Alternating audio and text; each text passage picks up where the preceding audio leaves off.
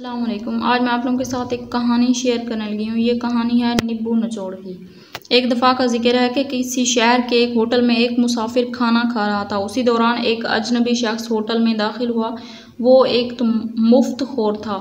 उसके पास कोई पैसा ना था। उसे मेहनत मजदूरी करके रोज़ी कमाने की आदत ना थी, बल्कि वो हाथ पांव तोड़कर बैठा रहता और दूसरों के रहमो करम पर मुफ्त में अपना पेट भरने का आदी था। वो हमेशा अपनी जेब में एक लीमू रखता था।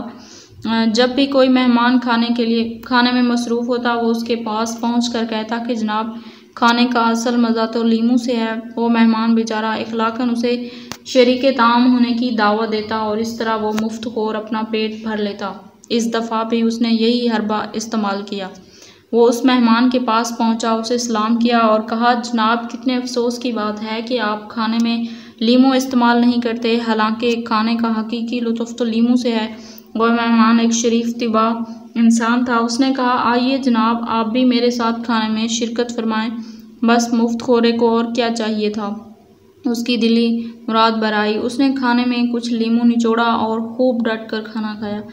खाने से फरागत के बाद उसने मेहमान का शुक्रिया अदा किया और वहाँ से चलता बना। अब उस मेहमान को खाने का 2 गुना बिल अदा करना पड़ा। सच है, एक लीमू निचोड़ किस कदर बेशरम होता है। उसे इज़्ज़त नफ्स का कितन ख्याल नहीं होता।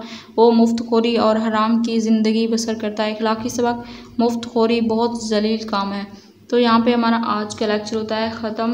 उम्मीद है कि आप लोगों को वीडियो पसंद आई होगी। अगर वीडियो पसंद आई है तो लाइक करें, अपने दोस्तों के साथ शेयर करें और चैनल पर न्यू है तो चैनल को सब्सक्राइब कर लें। मिलते हैं नेक्स्ट वीडियो में, तब तक के लिए अल्लाह हाफिज़।